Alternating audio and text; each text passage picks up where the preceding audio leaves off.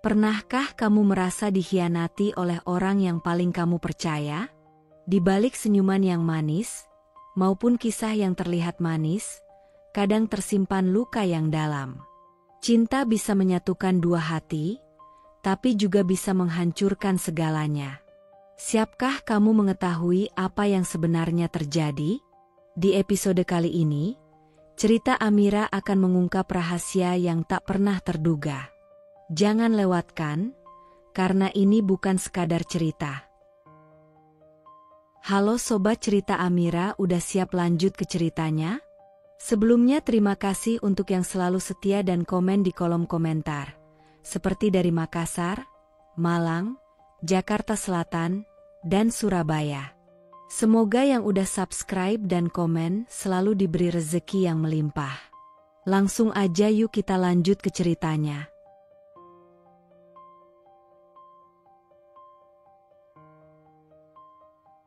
Aku pura-pura buta untuk membongkar semua tipu daya suami yang diam-diam membawa selingkuhannya ke apartemenku, dan ingin mengambil alih seluruh jabatan, bahkan hartaku demi si pelakor. Aku adalah Kinara, seorang wanita sukses, pemilik perusahaan fashion ternama di Jakarta. Aku punya suami, Arvino, yang dulunya kutolong keluar dari kemiskinan. Aku yang mendanai kuliahnya, kuangkat jadi direktur cabang di perusahaanku, kubelikan mobil, dan bahkan apartemen. Tapi saat aku jatuh sakit karena kecelakaan kecil dan harus istirahat total, Arvino berubah. Semua berubah dalam sekejap. Dalam satu hentakan yang tiba-tiba, hidupku yang semula tenang, tertata, dan penuh cahaya, mendadak runtuh, terhempas dalam kegelapan yang tak berujung. Kala itu, aku baru saja keluar dari supermarket, membawa kantong belanja berisi kebutuhan rumah. Langit mendung, angin berembus kencang, dan mataku sempat menangkap siluet mobil yang melaju terlalu cepat. Lalu, suara klakson panjang, disusul benturan keras yang memekakkan telinga. Bukan sekadar gelap karena mata tertutup, tapi gelap yang pekat, menyelimuti segalanya. Tak ada bentuk, tak ada cahaya, tak ada arah. Hanya suara yang menyisa, suara hiruk-pikuk orang-orang panik, suara sirine ambulans, dan suara detak jantungku sendiri yang berdetak begitu keras seakan mencoba melawan takdir. Ketika aku sadar, aku berada di rumah sakit. Dinding putih, bau antiseptik, dan suara itu, suara seorang pria yang begitu kukenal, menggenggam tanganku dengan lembut, namun terasa gugup. Elvano, Laras, sayang, kamu dengar aku. Suaranya pelan, bergetar. Aku di sini, aku temani kamu, ya? Dokter bilang, cuma trauma ringan di kepala. Sementara penglihatanmu akan kembali. Aku ingin percaya padanya, pada kata-kata lembutnya, pada janji di balik intonasinya yang menenangkan. Tapi di balik ketenangan itu, aku merasakan sesuatu yang lain. Seperti ada ketakutan dalam nada suaranya. Bukan takut kehilangan aku, tapi takut sesuatu yang lebih dalam, lebih gelap. Hari demi hari berlalu. Aku tetap terbaring dalam dunia yang katanya gelap, dunia tanpa warna. Tapi perlahan, sesuatu berubah. Awalnya hanya bayangan samar. Lalu, bentuk mulai terbentuk. Cahaya kembali merayap perlahan ke dalam mataku. Dunia mulai muncul lagi, namun aku memilih untuk tidak memberitahu siapapun. Ya, aku sengaja berpura-pura masih buta. Kenapa? Karena aku mulai mencium sesuatu yang janggal. Bukan hanya secara harfiah, tapi sungguh-sungguh, bau perselingkuhan. Hari itu, Elvano pulang lebih malam dari biasanya. Katanya lembur. Tapi ketika ia masuk kamar, aroma tubuhnya berubah. Bukan sabun yang biasa ia pakai. Ada wewangian asing yang menyengat. Parfum perempuan. bukan milikku. Aku diam, berpura-pura tidur. Tapi saat ia mencium keningku, aku menahan napas. Tubuhku menegang. Karena aku tahu, ada sesuatu yang tidak benar. "Kamu sudah tidur?" bisiknya lembut. Aku tak menjawab. "Maaf ya, aku pulang telat, banyak kerjaan kantor."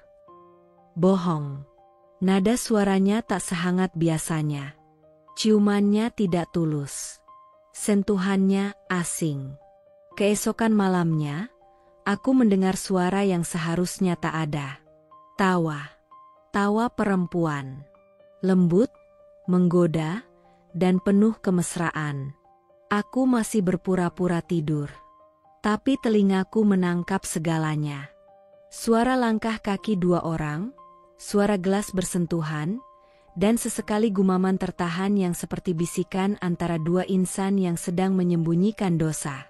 "Kok kamu takut sih? Istrimu kan buta sekarang." "SSSD. Jangan ngomong gitu," bisik Elvano cepat. Dia bisa dengar. Tapi nggak bisa lihat, kan? Suara perempuan itu terkekeh. "Kita aman?" Hatiku mencair. Bukan karena cinta, tapi karena penghinaan. Aku dianggap tak berdaya, tak bisa melihat, tak bisa tahu. Dan pagi itu, saat aku duduk di meja makan, aku menemukan bukti nyata. Ada cangkir kopi di hadapanku. Seperti biasa, Elvano membawakan untukku, seolah ia suami yang penuh perhatian. Tapi kali ini, ada bekas lipstik merah muda terang di tepi gelas. Warna mencolok yang tak pernah kugunakan. Aku menatap gelas itu dalam diam. Lalu berpura-pura meraba-raba seolah tak bisa melihatnya. "Kopinya enak, Van." Aku tersenyum samar. "Iya, aku yang bikinin langsung tadi. Biar kamu semangat," jawabnya, terdengar bangga. Tapi, Van, lipstik siapa ini di gelasnya?" Suasana langsung hening. Elvano terdiam. Tangannya membeku. Mungkin itu bekas kamu tadi malam," jawabnya tergagap. "Aku nggak pakai lipstik. Apalagi warna semeriah ini." Nadaku mulai naik, walau kutahan dengan tenang. Ia menatapku, wajahnya pucat. Tapi aku segera menunduk, berpura-pura seolah tak bisa melihat ekspresinya. Aku ingin melihat bagaimana ia bereaksi, tanpa tahu bahwa aku sudah bisa melihat semuanya. Dalam hatiku bergemuruh. Permainan ini baru saja dimulai. Aku tidak akan menghadapi pengkhianatan ini dengan amarah membabi buta. Aku akan membiarkan mereka bermain dengan kebohongannya, membiarkan mereka merasa aman dalam permainan kotor itu, sampai tiba waktunya aku membuka mata, secara harfiah dan batin, dan menunjukkan bahwa aku tak selemah yang mereka kira. Aku bukan buta. Aku hanya sedang membuka mataku lebih lebar dari sebelumnya. Setelah hari itu, setelah aku mulai membuka mataku, secara diam-diam, aku mulai melihat lebih banyak dari sekadar yang tampak. Bukan hanya noda lipstik di gelas kopi atau tawa asing yang menggema di ruang tamu tengah malam. Tapi aku mulai melihat perubahan paling menyakitkan dari seseorang yang paling kupercaya, suamiku sendiri, Arvino. Ia tidak lagi hangat. Tidak ada lagi pelukan di pagi hari. Tak ada lagi sentuhan lembut di punggung saat aku tertidur. Wajahnya kini lebih sering terbenam di layar ponsel daripada memandangku. Sorot matanya kosong, dan jikapun menatapku, hanya ada dua emosi yang kutangkap, jenuh dan marah. Aku tahu rumah tangga tak selalu sehangat awal pernikahan, tapi perubahan ini terlalu mencolok. Dulu, ia selalu pulang jam 7, menjemputku makan malam di meja makan kecil kita yang penuh canda. Kini, jam 9 pun ia belum pulang, tanpa pesan, tanpa kabar. Bila kutanya, jawabannya selalu sama, lembur. Tapi bahkan alasan itu terdengar hambar. Karena bahkan nada bicaranya pun telah berubah. Dingin, datar, dan seolah aku hanya beban dalam hidupnya. Suatu malam, ketika ia akhirnya pulang hampir tengah malam, aku memberanikan diri bicara. Kuambil napas dalam-dalam, mencoba menahan gemetar di dada. Vin, kamu kenapa? Akhir-akhir ini kamu jauh. Pulang makin larut. Kamu bahkan gak bicara sama aku. Ia melempar tasnya sembarangan ke sofa, mencopot sepatu dengan kasar, lalu duduk di ujung ranjang seakan kehadiranku membuatnya sesak. Aku capek. Laras. Jangan mulai lagi, katanya tanpa menoleh. Aku nggak mulai, Vin. Aku cuma merasa kamu berubah. Kita bahkan jarang bicara sekarang. Dan kamu pikir kamu tahu semuanya hanya karena kamu merasa. Suaranya mulai meninggi.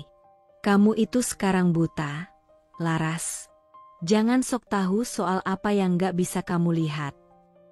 Deh. Kata-katanya menghantamku seperti pukulan keras di dada. Tubuhku kaku. Lidahku keluh. Bahkan air mata pun terasa enggan jatuh, seolah menolak menunjukkan betapa hancurnya aku. Kamu pikir aku mau begini, Vin? Bisikku pelan.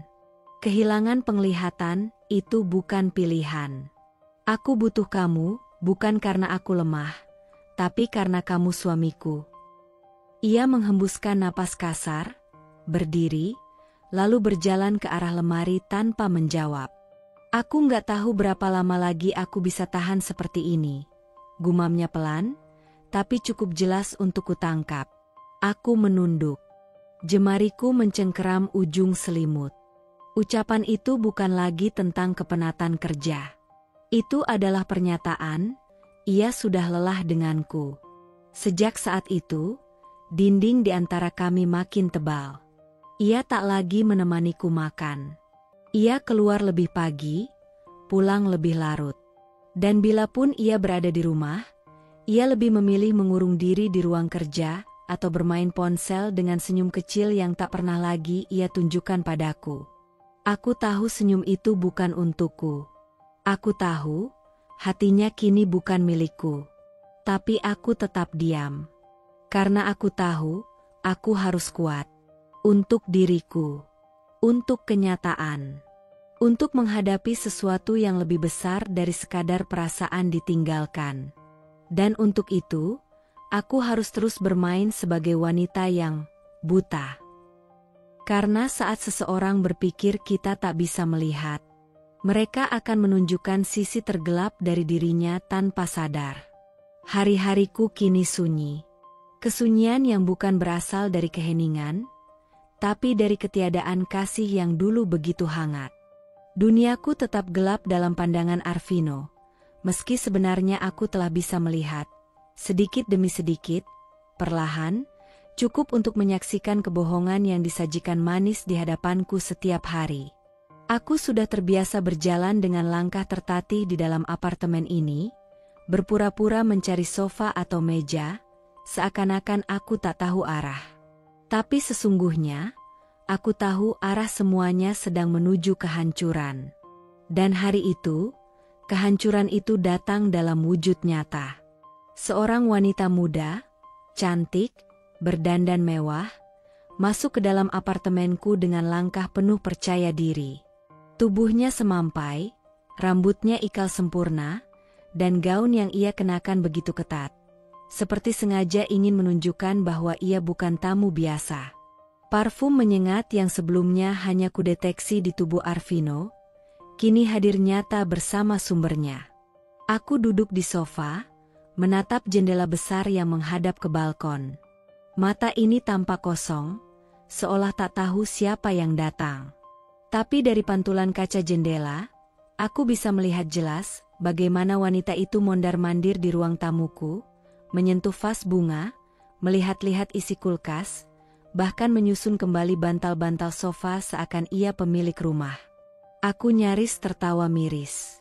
Ia terlalu nyaman, terlalu leluasa, terlalu tak tahu malu.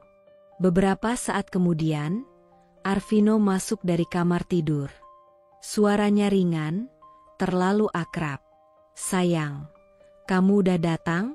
Maaf ya tadi pintunya aku tinggal kebuka." "Sayang," kata yang dulu hanya untukku, kini dengan mudahnya meluncur pada wanita lain, dan dikatakan di apartemenku sendiri. Wanita itu terkikik manja. "Aku takut kamu lagi sama istrimu.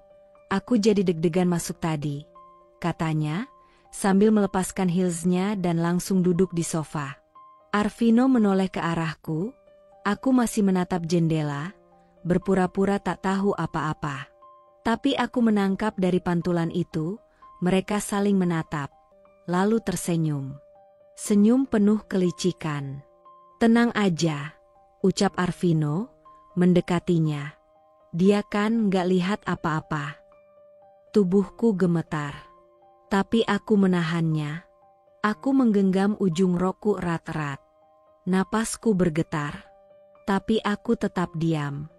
Lalu, dengan suara ringan, Arvino berkata sambil menggandeng tangan wanita itu. "Laras, kenalin, ini Kania. Perawat. Aku sewa dia buat bantuin kamu di rumah." Aku memalingkan wajah perlahan ke arah mereka, seolah hanya mendengar suara tapi tak melihat. "Perawat?" Suaraku pelan dan lemah. Aku nggak pernah dimintai persetujuan. Kania tersenyum kecil, melangkah mendekat sambil membungkuk. "Halo, Kak Laras, aku bantu jaga ya. Biar Kak Laras bisa istirahat lebih tenang." Nada suaranya palsu. Aku bisa mencium kebohongan dari setiap kata yang ia ucapkan. Hari-hari selanjutnya menjadi neraka. Kania hadir hampir setiap malam. Kadang ia datang dengan membawa makanan yang katanya dimasak sendiri untuk Arvino. Kadang mereka tertawa di dapur, saling menyuapi, bahkan bercanda di sofa saat mengira aku sedang tidur di kamar. Tapi aku selalu diam, selalu mengintip melalui pantulan kaca jendela atau bayangan di lantai marmer, karena hanya itu yang menjadi mataku yang tersembunyi. Suatu malam, mereka duduk di karpet, menonton film sambil bersandar. Saat itu aku keluar dari kamar, pura-pura meraba dinding dan berjalan tertatih. Mereka langsung berdiri, terburu-buru, canggung, tapi mencoba menutupi. "Kamu belum tidur?" tanya Arvino cepat. "Belum. Haus. Tapi gak apa-apa, aku bisa sendiri," jawabku pelan sambil tersenyum samar. "Biar Kania yang bantuin," katanya tergesa. "Itu kan memang tugasnya." Aku menatap arah suara mereka, tapi sesungguhnya aku menatap langsung ke mata Kania. Dan untuk sepersekian detik, mata kami bertemu. Mata yang mengejekku. Mata yang menantangku. "Terima kasih ya sudah peduli," kataku pelan. Jarang sekali ada perawat yang begitu dekat dengan pasien suaminya. Kania hanya tersenyum miring. Arvino menatapku curiga, tapi aku segera berpaling lagi, seolah tak sadar telah mengungkapkan sindiran halus. Malam itu, aku menangis, tapi bukan karena aku kalah. Aku menangis karena aku sedang mengumpulkan kekuatan. Mereka pikir aku lemah. Mereka pikir aku buta dan tak tahu. Tapi sesungguhnya, aku sedang mencatat semuanya. Satu demi satu. Pelakor itu telah datang ke rumahku. Tapi aku bersumpah, aku yang akan mengusirnya. Malam telah larut. Jarum jam nyaris menyentuh angka 1 dini hari. Hanya suara detak jam dinding dan desiran pendingin ruangan yang terdengar di apartemen kami. Aku berbaring di tempat tidur, lampu kamarku telah padam, seolah aku telah terlelap. Tapi mataku justru terbuka lebar, menatap gelap dengan kepala penuh cahaya pengkhianatan. Aku mendengar langkah kaki yang familiar, langkah ringan Kania dan suara malas Arvino yang mengikutinya dari ruang tengah. Mereka tak tahu bahwa kegelapan ini adalah sahabatku sekarang, menyamarkanku dari kehadiran mereka. Dan justru dalam kegelapan inilah, Aku mendengar segalanya. Mereka duduk di ruang tengah. Jaraknya tak jauh dari kamarku. Tapi pintu yang sengaja tak kututup rapat menjadi celah kecil, celah menuju kenyataan pahit. Sampai kapan aku harus pura-pura peduli sama dia? Vin, suara Kania terdengar pelan, tapi jelas. Gue jijik setiap kali harus nyuapin dia, atau mandiin dia kayak nenek-nenek uzur. Sabar sedikit lagi, jawab Arvino, enteng. Harta dia masih atas nama dia semua. Begitu gue dapat kuasa penuh, semua selesai. Jantungku berhenti berdetak sejenak. Lu yakin dia nggak curiga? Kadang tatapannya tuh aneh. Katakannya lagi, suaranya mulai gelisah. Dia buta, kan? Arvino tertawa kecil. Apa yang bisa dia lihat? Bahkan dia gak tahu kita tidur bareng di belakangnya. Dia pikir gue masih suami baik-baik. Astaga, kalau dia tahu kita sebut matanya itu, akses ke warisan cepat. Bisa kejang dia? Kania terkekeh. Bayangin aja, cewek buta suaminya selingkuh. Hartanya dikuras pelan-pelan. Hidupnya tuh tragis banget. Mereka tertawa. Bersama. Dan tawa itu, lebih tajam dari sembilu. Lebih kejam dari kutukan. Aku menahan napas. Suara mereka menusuk telingaku, tapi lebih dari itu, menusuk hatiku. Aku, wanita yang pernah dicintai, dihormati, yang memberikan segalanya demi keluarga kecil ini, kini dijadikan bahan olok-olok. Disebut renta. Dihina seolah aku makhluk tak berguna. Hanya karena mataku tak mampu melihat seperti dulu, mereka pikir jiwaku juga telah mati. Vin, lu tuh jenius. Nikah sama cewek mapan, terus bikin dia buta, boom. Sekarang lu tinggal tunggu waktu buat ambil semuanya. Ucap Kania sambil memukul-mukul bahu Arvino manja. Makanya gue bilang, lu harus tahan bentar.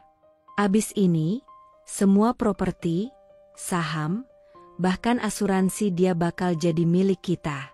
Gue udah siapin dokumennya. Gue tinggal tunggu dia tanda tangan.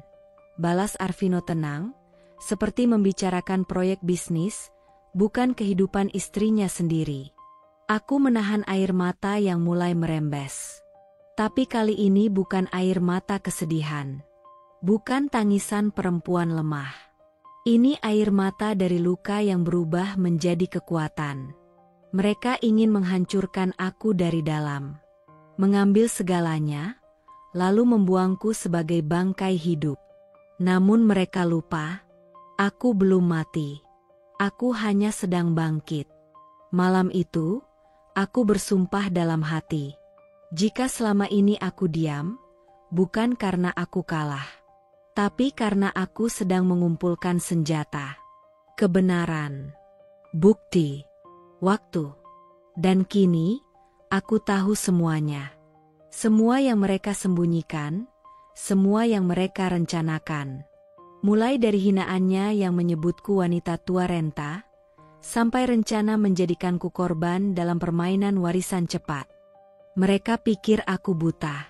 Tapi mereka lupa yang paling tajam bukan mata, tapi hati yang terluka. Sudah cukup. Air mataku telah mengering. Luka batin ini tak lagi menjadi alasan untuk bersedih. Kini saatnya berubah.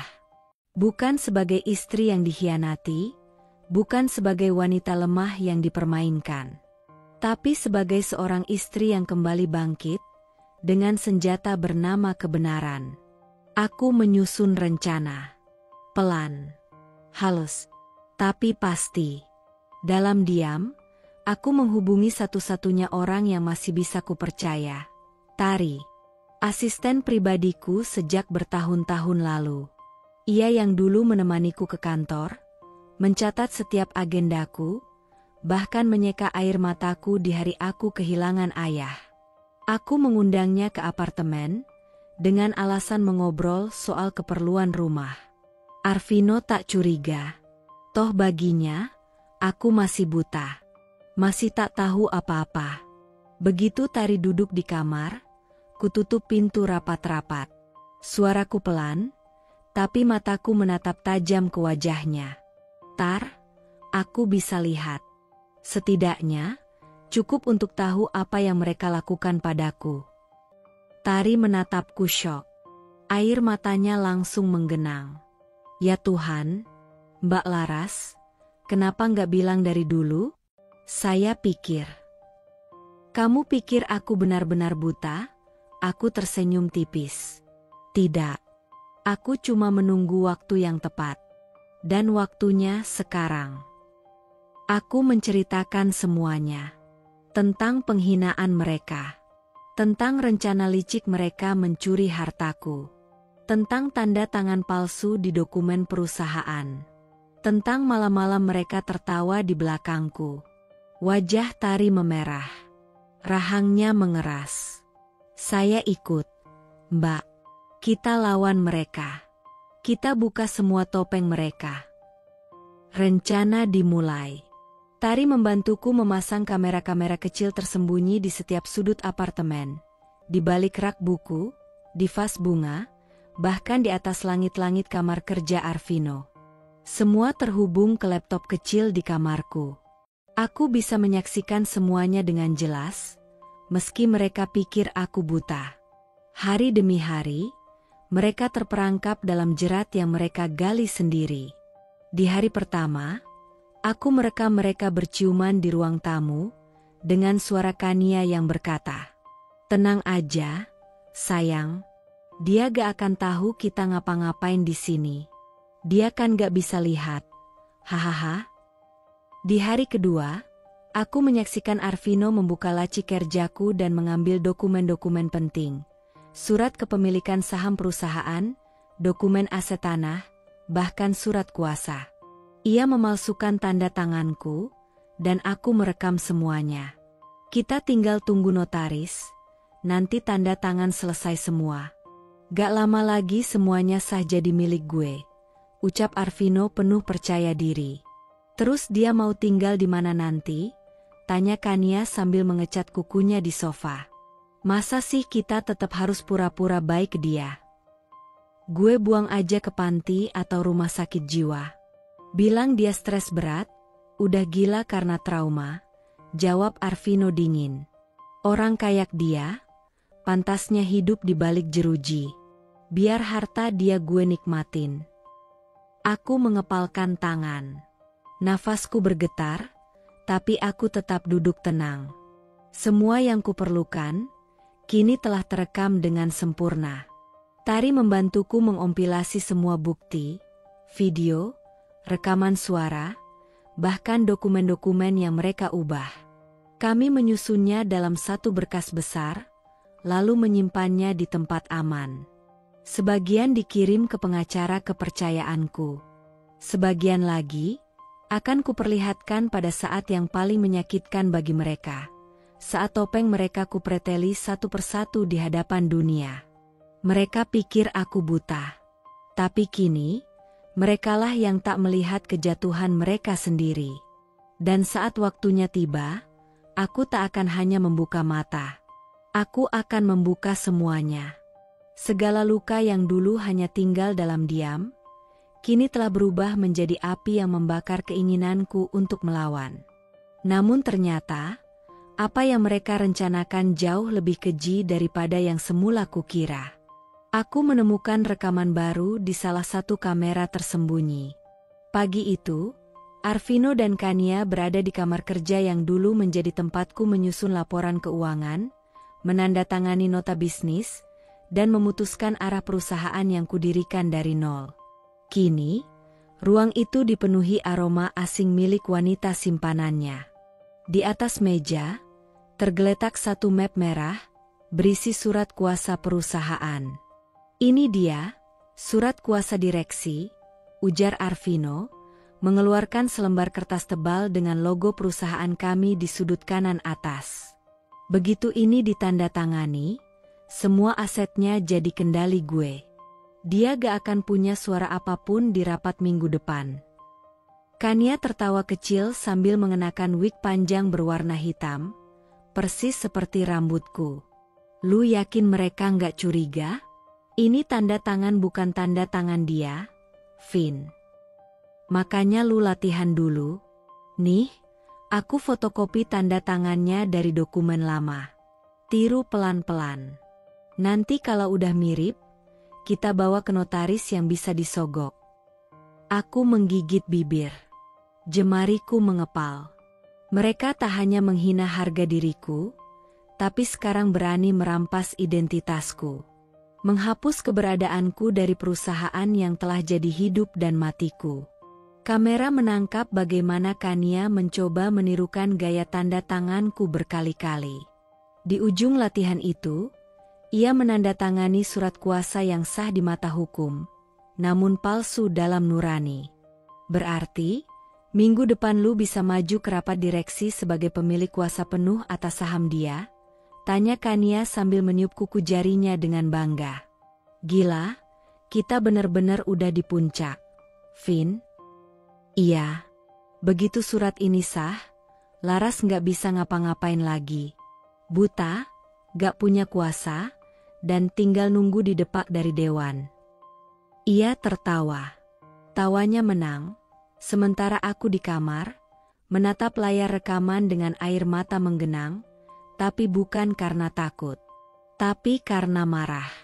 Marah atas kelicikan, pengkhianatan, dan betapa murahnya aku dianggap.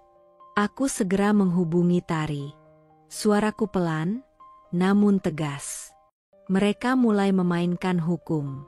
Dan kita harus main lebih dulu. Kami mengirim salinan rekaman itu ke pengacara yang dulu membantuku mendirikan perusahaan. Pak Bram, seorang pria parubaya yang sangat menjunjung etika. Sore itu, aku menelponnya. Pak Bram, mereka mencoba memalsukan tanda tangan saya di surat kuasa. Saya punya buktinya.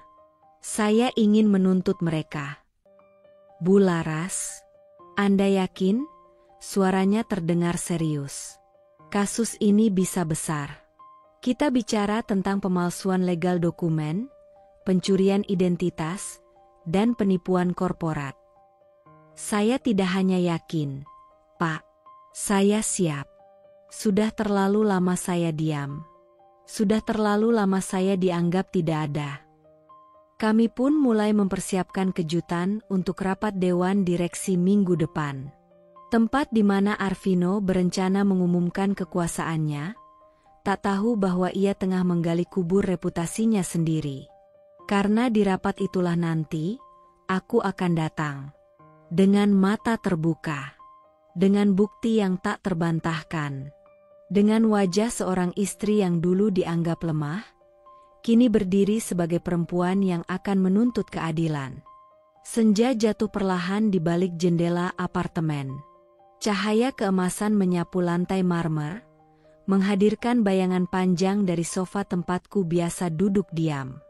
Aku duduk di sana, sendiri, berpura-pura memandangi kehampaan, seperti perempuan malang yang kehilangan arah, seperti yang mereka pikirkan. Namun di balik keheningan itu, ada badai yang perlahan membesar dalam dadaku. Hari ini, aku mendengar sesuatu yang jauh lebih kejam dari penghinaan mereka. Bukan lagi sekadar kata-kata kotor atau tawa sinis. Tapi sebuah rencana jahat yang bisa menghancurkan sisa hidupku. Semuanya bermula dari telepon yang diterima Arvino. Ia berdiri di balkon, mengira aku sedang tertidur. Tapi kamera tersembunyi, dan mikrofon kecil yang disambungkan Tari ke dalam vas bunga, menangkap semuanya. Suara Arvino terdengar jelas dan dingin. Terlalu tenang, seperti predator yang sudah tahu cara menyergap mangsanya.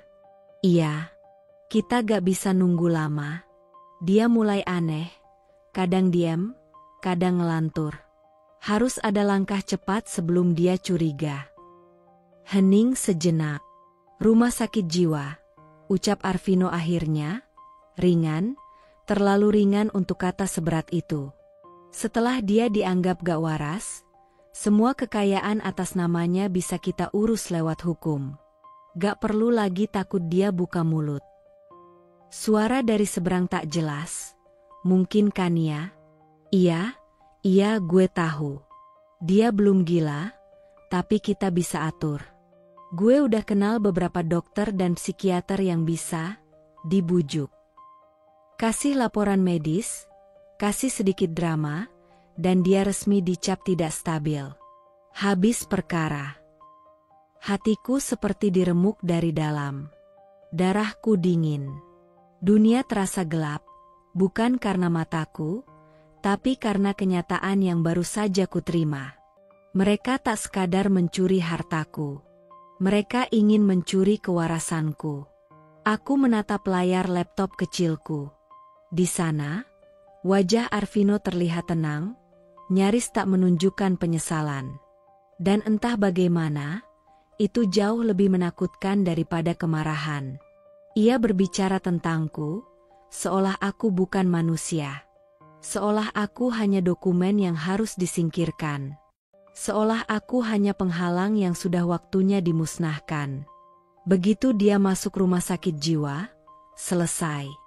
Nanti semua sahamnya gue urus. Surat kuasa tinggal gue perbarui. Dan dia tinggal di balik pagar besi, nonton langit dari jendela kecil sampai tua. Suara tawanya menggema lebih menyesakkan daripada suara tangisan.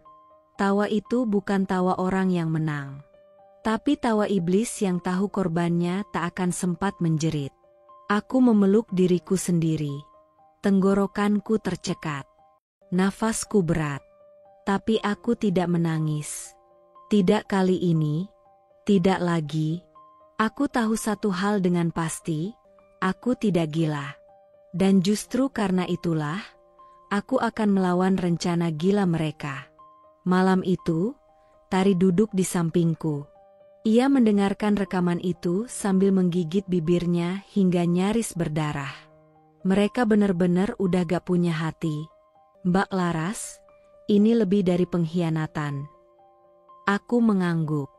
Suaraku nyaris tak terdengar, tapi tegas. Mereka pikir aku lemah. Mereka pikir aku bisa dimasukkan ke rumah sakit dan dibungkam. Tapi yang akan terjadi adalah sebaliknya. Aku akan buat mereka kehilangan semua, bahkan kewarasan mereka sendiri. Tari menggenggam tanganku. Air matanya menetes. Tapi kali ini bukan karena sedih, karena kekaguman akan keberanian yang tumbuh dari luka.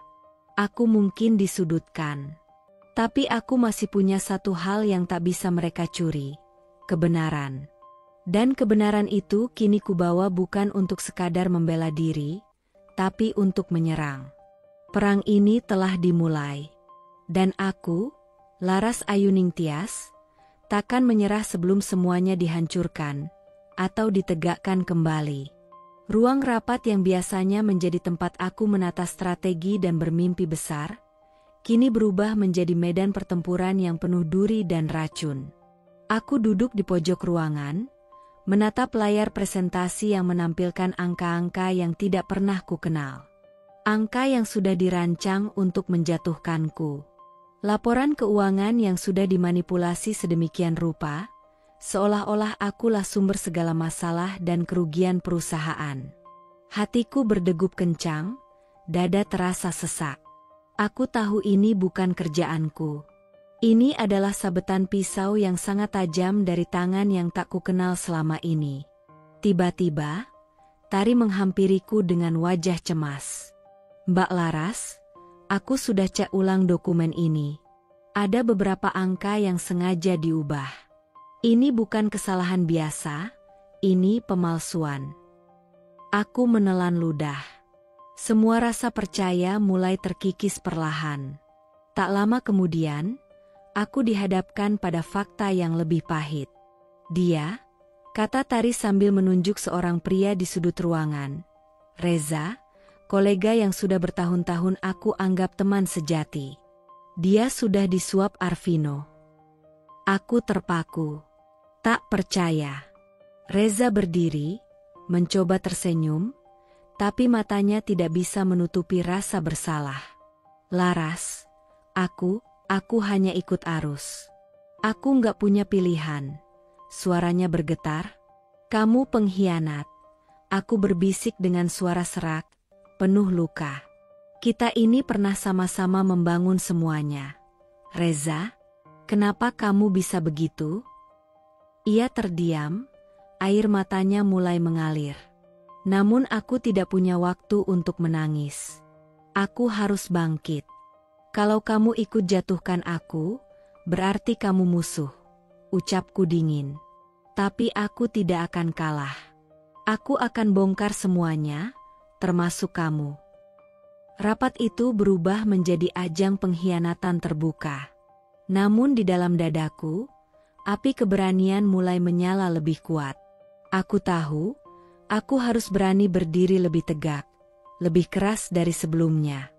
Mereka mungkin sudah menyusup dari dalam.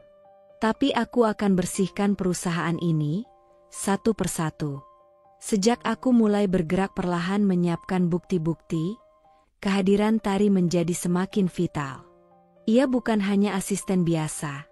Ia adalah tangan kanan, mata dan telingaku yang paling setia. Namun, kini situasi mulai berubah menjadi berbahaya. Arvino mulai menyadari ada sesuatu yang tidak beres. Dia mulai memandang Tari dengan tatapan tajam, penuh kecurigaan yang membara. Matanya seperti mencoba menembus semua rahasia yang selama ini disembunyikan. Suatu sore, aku mendengar suara berat Arvino memanggil Tari di ruang tamu. Tari, duduk sebentar. Suaranya dingin, menusuk. Tari masuk dengan langkah pelan tapi tenang. Aku bisa melihat dari kamera tersembunyi di kamar bahwa wajahnya sedikit tegang, tapi tetap berusaha menampilkan senyum biasa. Ada apa, Pak Arvino? Tanyanya dengan suara lembut namun tegas. Aku tahu ada sesuatu yang kamu sembunyikan. Jangan kira aku bodoh, ujarnya dengan nada mengancam. Kalau kau benar-benar loyal, kau akan berhenti mengganggu urusanku dan istri gue. Tari menghela napas, matanya menatap lurus ke arah Arvino. Pak, saya hanya menjalankan tugas saya sebagai asisten pribadi Mbak Laras. Saya tidak bermaksud mencampuri urusan pribadi Bapak. Kalau begitu, jangan buat aku rugi karena kepercayaan yang aku berikan padamu. Arvino berkata dingin. Kalau kau terus mengganggu, aku bisa usir kau dari rumah ini. Tari berdiri tegak, nada suaranya berubah menjadi lebih tegas. Kalau saya harus pergi, saya pergi. Tapi saya tidak akan pernah berhenti membela Mbak Laras. Itu tugas saya, dan itu juga prinsip saya. Arvino terdiam sejenak. Matanya seperti menilai, menimbang seberapa jauh ia bisa melangkah. Aku melihat Tari menahan gemetar di tangan lewat layar laptop. Namun keberanian dan kesetiaannya tetap utuh. Malam itu, aku tahu bahaya semakin mendekat. Tapi aku juga tahu satu hal, aku tidak sendiri. Tari ada di sisiku, berjuang dengan caranya sendiri. Dan kami akan terus maju, meski risiko semakin besar. Aku tahu, agar mereka semakin lengah, aku harus menjadi boneka yang tampak rapuh. Maka aku mulai menyusun sandiwara itu dengan cermat. Setiap hari, aku pura-pura berbicara sendiri, mengomel pelan di sudut kamar, seolah pikiranku kacau dan jiwaku terperangkap dalam gelap tanpa harapan. Kadang aku menangis tanpa sebab. Air mataku jatuh deras seperti hujan yang tak berkesudahan, tapi hanya untuk mereka yang mengintai dari balik pintu. Suara tangisanku yang tersendat dan lirih terdengar sampai ruang tamu, tempat Arvino dan Kania berkumpul. Aku tahu, mereka mulai percaya. Malam itu, aku sengaja meninggalkan jejak kebingungan dan kepedihan di ruang tengah. Esok paginya, aku terbangun dan melihat sebagian barang-barang pribadiku telah hilang. Tas kesayangan, parfum, bahkan beberapa perhiasan yang dulu menjadi lambang kebahagiaanku. Aku menatap kosong ke arah ruang tamu, di mana Arvino berdiri dengan senyum dingin yang menusuk. Sudahlah, Laras. Mungkin memang sudah saatnya kau menyerah, katanya sinis. Kania tertawa kecil sambil menyapu-sapu meja, menyingkirkan foto keluarga kami yang dulu terpajang di sana. Lihat saja, kalau sudah seperti ini, siapa yang peduli lagi dengan istri yang depresi? Ujar Kania dengan nada mengejek. Hatiku remuk, tapi aku tetap diam.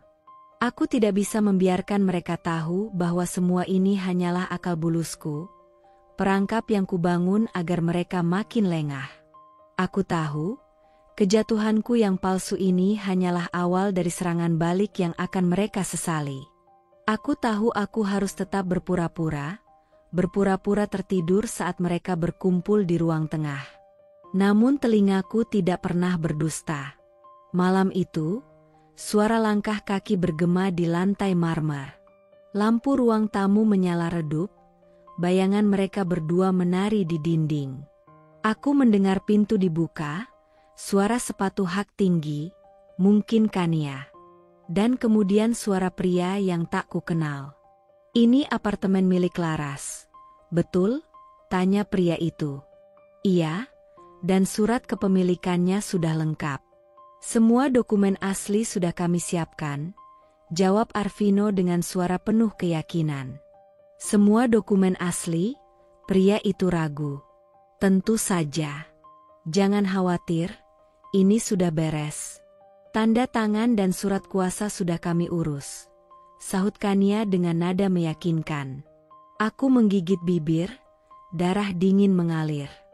Mereka menjual rumahku, tempat aku menghabiskan masa-masa bahagia, tempat aku bermimpi dan membangun hidup. Semua itu hendak diambil paksa, seperti benda tak bernyawa. Aku merasakan luka yang dalam, tapi aku masih berbaring, berpura-pura lemah, sementara aku menyusun langkah balasan. Aku tahu ini bukan hanya soal uang atau harta. Ini tentang harga diriku yang coba mereka hancurkan dengan tangan kotor mereka sendiri. Dan aku janji pada diri sendiri, aku akan menggagalkan semua ini. Dengan cara apapun. Malam itu, apartemen terasa lebih dingin dari biasanya. Udara berat menggantung, seolah mengabarkan badai yang akan datang. Aku sedang berjalan pelan di ruang tamu, ponsel di tangan. Entah bagaimana, tiba-tiba aku tersandung dan ponsel itu terlepas dari genggaman, jatuh dan terhempas keras ke lantai. Suara dentuman kecil itu seketika memecah keheningan, dan sebelum aku sempat minta maaf, Arvino sudah berdiri di depanku dengan wajah yang berubah, dari dingin menjadi marah. Kamu gak bisa jaga barang gue juga? Suaranya tajam, penuh amarah. Aku mencoba merendah, menunduk, berkata pelan, maaf, aku tidak sengaja. Namun sebelum aku selesai bicara, dia mendorongku dengan kasar. Tubuhku terhuyung ke belakang, dada terasa sakit saat aku terjatuh ke sofa. Kamu ini apa sih? Bikin susah aja, katanya sambil menatapku dengan mata yang penuh kebencian. Aku terkejut, jantung berdegup cepat. Tapi yang paling membuatku terpukul adalah kenyataan bahwa ini sudah bukan sekadar kata-kata dan pengkhianatan. Ini kekerasan yang mengoyak hatiku dan tubuhku. Aku menatap matanya yang penuh kemarahan, lalu menarik napas dalam-dalam, mencoba menenangkan diri. Arvino, ini bukan jalan yang benar, kataku dengan suara bergetar tapi tegas. Kekerasan tidak akan menyelesaikan apapun. Dia menatapku diam, napasnya berat. Tapi aku tahu, dari sinilah titik gelap dalam hidupku mulai mengakar. Namun di balik rasa sakit dan ketakutan, ada api kecil dalam hatiku yang mulai menyala. Aku tidak akan membiarkan ini terus berlangsung. Aku harus bertahan. Dan aku harus melawan. Malam itu, suasana di apartemen terasa mencekam, seperti badai yang mengintai di balik awan gelap. Aku duduk sendiri di meja makan, diam, menatap kosong gelas berisi air putih yang terletak di depanku. Wajahku yang lelah berusaha menyembunyikan kegelisahan, namun hatiku tak bisa bohong. Ada sesuatu yang berbeda malam ini. Aroma parfum asing masih menyelinap samar-samar di udara, tapi ada pula bau aneh yang menguar dari gelas itu, bau yang tak pernah ku kenal, sesuatu yang membuat bulu kuduku meremang. Aku menarik napas pelan, berusaha menenangkan diri. Mungkin aku cuma terlalu paranoid, pikirku, tapi naluri wanita yang sudah berkali-kali dikhianati ini, tak pernah bisa dibohongi begitu saja. Tiba-tiba, langkah ringan di belakangku membuat jantungku melompat. Tari berdiri di dekatku, menatap gelas itu dengan mata yang tajam, penuh waspada dan ketegangan. "Mbak Laras, jangan minum dulu, ya?" bisiknya pelan, hampir berbisik tapi nada suaranya mengandung ancaman tersembunyi yang berat. Aku menoleh, tatapan kami bertemu. Ada ketakutan yang tak terucap dalam mata Tari, dan itu membuatku sadar bahwa ini bukan sekadar firasat kosong. "Kenapa, Tari? Ada apa dengan air ini?" tanyaku dengan suara bergetar, berusaha terdengar tenang tapi takut. Tari menggerakkan tangan dengan hati-hati, mengambil gelas itu dan menggantinya dengan gelas yang sudah disiapkan sebelumnya dari dapur. Matanya tak pernah lepas dari gelas yang baru saja kutatap. "Aku lihat dia, Kania," katanya perlahan namun penuh kepastian. "Dia memasukkan sesuatu ke dalam minumanmu. Aku yakin itu racun, atau sesuatu yang bisa membuat Mbak Laras kehilangan kesadaran lebih lama." Dadaku terasa sesak, mulutku kering. Kata-kata Tari seperti petir yang menyambar hati yang sudah terluka. Aku menggenggam erat tangan Tari, suaraku serak dan hampir pecah oleh emosi. "Tari, aku hampir mati malam ini tanpa sadar. Mereka ingin membunuh aku, secara diam-diam." Air mataku mulai tumpah, tak mampu lagi menahan rasa sakit dan ketakutan yang selama ini kupendam. Tari menatapku dengan tatapan penuh pengertian, lalu menggenggam tanganku dengan erat. "Mbak Laras, ini saatnya kita berhenti diam. Saatnya melawan. Kita harus buka semua ini, ungkapkan kebusukan mereka, sebelum ada yang lebih buruk terjadi." Aku mengangguk pelan, tekad mulai membakar dadaku. "Aku janji, Tari. Ini bukan lagi soal harta atau harga diri. Ini soal hidup dan mati. Aku harus bertahan. Aku harus menang." Malam itu, aku menyadari betapa rapuhnya aku, tapi sekaligus betapa kuatnya jiwa yang terluka bisa bangkit dari kehancuran. Aku akan berdiri, melawan gelap yang mengintai, dan membuktikan bahwa aku bukan korban yang mudah dilenyapkan. Pagi itu, udara di gedung perusahaan terasa berbeda. Berat, penuh ketegangan yang menggantung di setiap sudut ruangan rapat. Aku berdiri di lobi utama, mengenakan jas rapi dan kacamata hitam yang sengaja kupegang erat, menutupi mataku yang sebenarnya sudah pulih. Di sampingku berdiri pengacaraku, seorang pria dengan wajah serius dan sikap tegas. Aku bisa merasakan tatapan penasaran dan penuh tanda tanya dari para anggota dewan direksi yang mulai berdatangan satu persatu. Beberapa berbisik pelan, raut wajah mereka penuh cemas dan curiga. Ketika semua sudah berkumpul, aku melangkah masuk ke ruang rapat dengan langkah pasti. Tubuhku tegak meski dengan kacamata hitam masih menutupi mataku. Suasana hening begitu dalam. Semua menatapku, ada yang ingin memastikan, ada yang bersiap menghadapi badai. Aku berdiri di depan meja panjang, menunggu saat yang tepat. Perlahan, aku mengangkat tangan, lalu melepas kacamata hitamku. Sorot mata mereka berubah, kaget, bingung, dan sesaat seperti kehilangan arah. Aku menatap satu persatu, suaraku lantang, penuh kepastian. "Aku tidak buta," kataku dengan intonasi yang tegas dan berani, "tapi kalian, hatimu yang buta. Buta oleh uang, oleh nafsu, dan oleh ambisi yang membuat kalian lupa apa artinya setia dan benar." Kata-kataku memecah keheningan. Ada yang menunduk malu, ada yang mencoba menyembunyikan wajah. Pengacaraku mengeluarkan dokumen-dokumen bukti, rekaman video, tanda tangan palsu, laporan keuangan palsu, semua tersebar di meja. Aku melanjutkan dengan suara penuh emosi. Ini semua bukti pengkhianatan kalian. Kalian bersekongkol merampas apa yang bukan hak kalian. Tapi hari ini, aku di sini bukan hanya untuk membalas. Aku di sini untuk membuktikan bahwa keadilan akan menang. Salah satu direktur berbisik pada yang lain, namun aku tak peduli. Aku tahu, ini adalah titik balik, awal dari kemenangan yang selama ini kucari. Dan aku siap menghadapi apapun yang akan terjadi selanjutnya. Ruang rapat yang tadinya penuh bisik-bisik mulai berubah menjadi arena pertempuran yang sesungguhnya. Di hadapan seluruh dewan direksi, aku berdiri dengan dada tegap, menatap layar besar yang segera memutar satu persatu rekaman yang selama ini ku berhasil kumpulkan.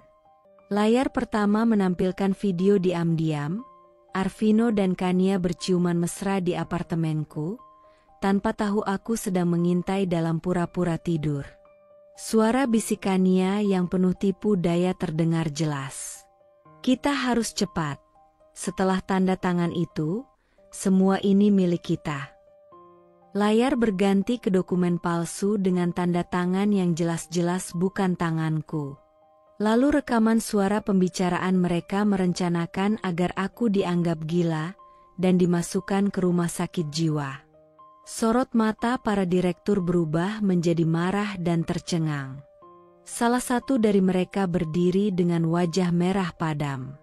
Ini tidak bisa dibiarkan. Ini pengkhianatan yang luar biasa. Aku mengangguk. Suaraku bergetar tapi penuh tekad. Mereka bukan hanya mengkhianatiku sebagai istri, tapi juga pengkhianat perusahaan dan hukum. Tepat saat itu, suara sirene polisi terdengar di pintu masuk gedung. Dua petugas polisi masuk dengan langkah tegas, mengamankan Arvino dan Kania yang mulai panik dan berusaha membela diri. Arvino berteriak, "Ini fitnah. Aku akan buktikan ini semua kebohongan." Namun petugas tak bergeming. Mereka menggiring Arvino dan Kania keluar, diiringi tatapan penuh kecewa dari semua yang hadir.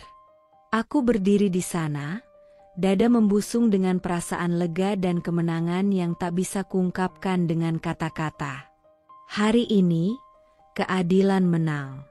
Hari ini, aku bebas dari belenggu pengkhianatan.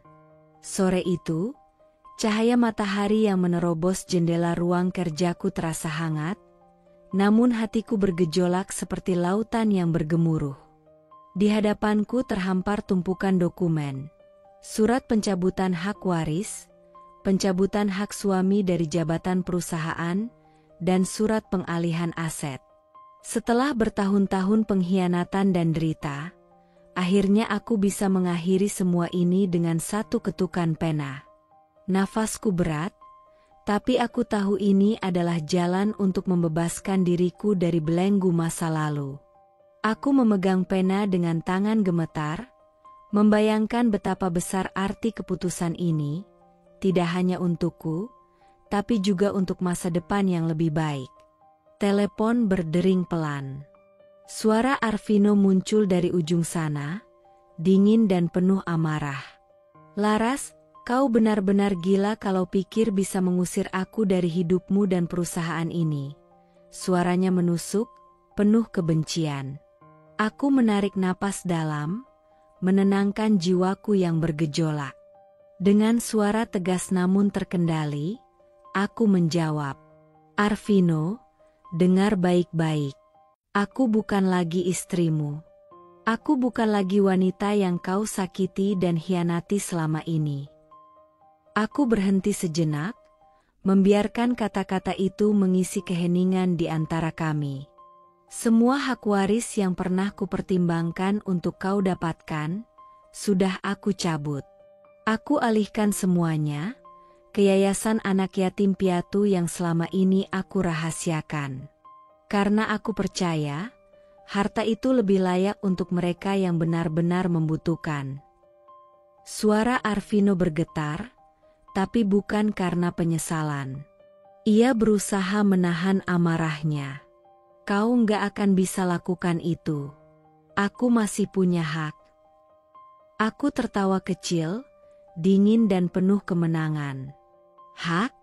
Apa hak itu berarti setelah semua yang kau lakukan? Aku sudah menyerahkan segalanya, tapi kau hanya membalasnya dengan pengkhianatan dan kebohongan. Aku tidak takut padamu lagi, Arvino. Sekarang aku berdiri di sini, bukan sebagai wanita yang kau kenal dulu, tapi sebagai wanita yang menulis kembali nasibnya sendiri.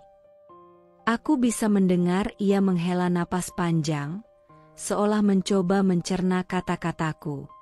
Kau akan menyesal, katanya pelan, tapi aku tahu itu hanya gertakan terakhir dari pria yang kalah. Aku meletakkan telepon dan menatap keluar jendela. Langit mulai berubah jingga, pertanda senja yang indah setelah badai panjang. Hatiku terasa lega, meski lelah. Aku tahu perjuangan ini belum sepenuhnya usai, tapi untuk pertama kali, aku merasakan kemenangan yang sebenarnya. Aku bebas. Aku kuat. Dan aku siap menatap masa depan dengan penuh harapan. Hari-hari berlalu, dan keadilan akhirnya menjemput mereka yang berbuat salah. Arvino, dengan wajah yang dulu penuh percaya diri, kini duduk di balik jeruji besi, dituduh atas pemalsuan dokumen, pengkhianatan, bahkan percobaan pembunuhan yang hampir merenggut nyawaku. Berita itu menyebar cepat, menggemparkan masyarakat. Para wartawan mengerubung, memanggilku, wanita buta yang membuka mata dunia. Sebuah julukan yang awalnya terasa pahit, kini menjadi simbol kekuatan dan keberanian. Aku duduk di ruang tamu rumah baru yang sederhana tapi hangat, ditemani Tari, sahabat dan asistennya yang setia. Televisi menayangkan berita tentang pengadilan Arvino dan penggerebekan terhadap wanita simpanannya. Seorang perempuan dengan masa lalu kelam, yang ternyata punya catatan kriminal dan kini ikut diseret ke pengadilan. Tari menatapku dengan senyum hangat. Mbak Laras, kamu hebat. Kamu bertahan, kamu menang. Aku tersenyum, menatap keluar jendela, membiarkan sinar matahari sore menembus lembut. Aku belajar satu hal, Tari, kataku pelan, kadang kau harus berpura-pura tak melihat, pura-pura buta, agar bisa benar-benar melihat siapa yang mencintaimu dan siapa yang hanya menunggu untuk menusuk dari belakang. Tari mengangguk, mengerti betul beratnya perjalanan yang kulalui. Dan kau, Mbak, sudah membuka mata semua orang. Bukan hanya dunia ini, tapi juga hatimu sendiri. Aku menarik napas panjang, melepaskan beban yang selama ini membelenggu. Kini, aku bukan lagi wanita yang takut dan terjebak dalam gelap. Aku adalah Laras baru, kuat, bebas, dan penuh harapan. Karma sudah terbayar, dan hidupku mulai ditulis ulang dengan kisah baru, yang jauh lebih indah. Perjalanan yang kujalani penuh luka dan pengkhianatan mengajarkanku satu hal penting. Terkadang, untuk melihat kebenaran dengan jelas, kita harus berani berpura-pura buta. Dalam kegelapan itulah aku menemukan siapa yang sungguh mencintaiku, dan siapa yang hanya memanfaatkanku. Pengkhianatan yang kurasakan bukan hanya ujian, tapi juga jalan untuk menemukan kekuatan dalam diriku sendiri. Aku belajar bahwa keadilan tak selalu datang dengan mudah, tapi dengan tekad dan keberanian, kebenaran pasti akan terungkap.